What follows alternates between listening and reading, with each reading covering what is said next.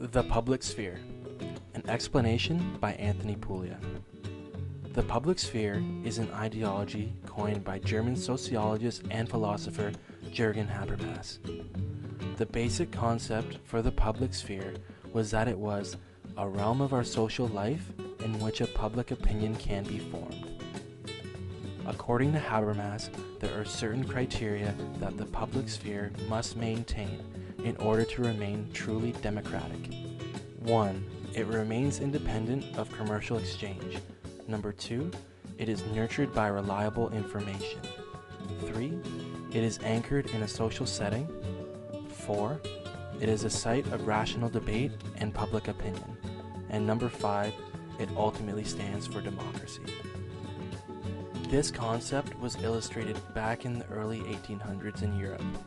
During this era, most states were dominated by government ideals, leaving little opportunity for the private sphere to participate in socio-political decisions.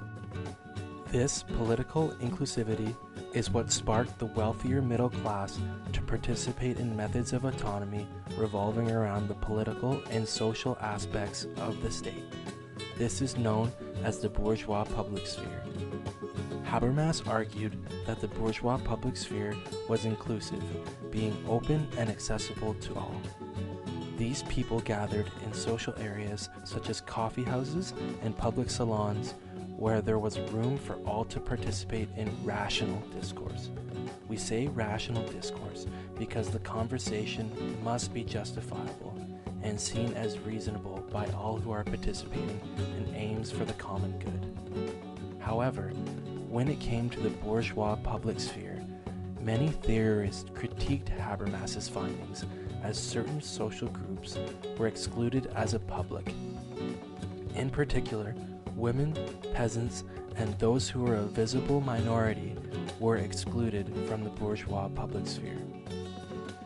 Critical theorist Nancy Fraser critiques Habermas's concept of the public sphere as a place where typically bourgeois men dominated the public sphere, leaving the seemingly domestic bourgeois women to build counterpublics within the private sphere and use their femininity as springboards for public activity. These counterpublics are often seen as subordinates in the bourgeois public sphere. In order for the bourgeois public sphere to truly be all-inclusive, social hierarchies must be removed in order for this to be true. Fraser also argues that a series of counterpublic spheres is more liberal than one single public sphere. Social theorist Michael Warner also explains, a counterpublic maintains its awareness of its subordinate status. Only through participation can a counterpublic project their ideals and form discourse. As time went on, critical discussion in the public and private spheres began to gain momentum. The public sphere began to develop through the rise of the periodical press. However, by having these weekly texts distributed, the need for spoken discourse began to decline, as media agencies and the press began to speak out on behalf of the bourgeois public sphere. Habermas argues that by reducing the restriction of discourse through media and free speech, Parliament was publicly scrutinized and became more accountable to the citizens.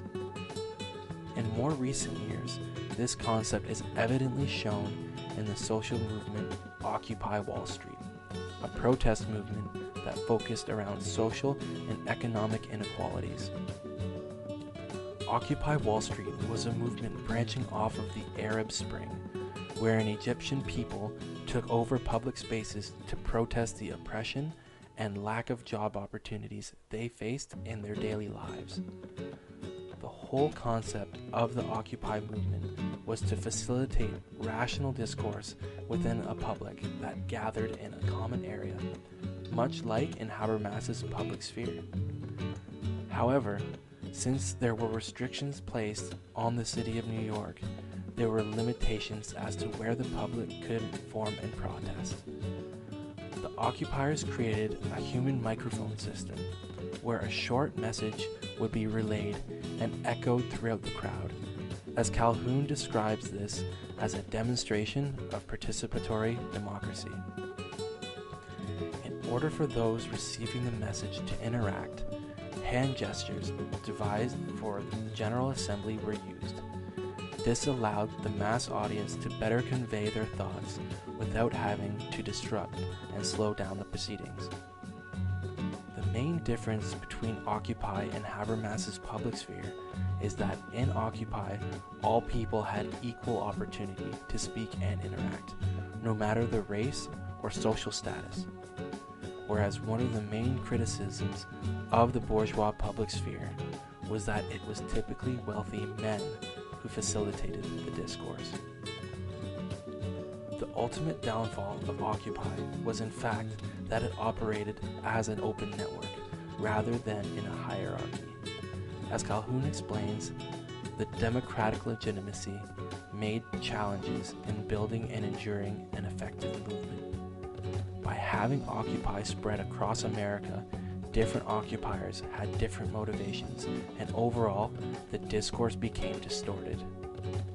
Overall, the Occupy movement is a great example to relate to how the public and the private spheres can form and counteract the hegemonies of society. Though there are various critiques to Habermas's notion of the public sphere, the concept of individuals coming together to participate in rational discourse is evident. Today, we engage in public discourse from the comfort of a private area. We can tweet, post in online forums, or share media texts that allow us to become active participants. The public discussion has gone far beyond the 1800s coffee houses and moved into the palms of our hand through social media and mobile devices. I hope this video adds some clarity to how the public sphere functions and the principles and critiques that follows. Thank you very much for watching.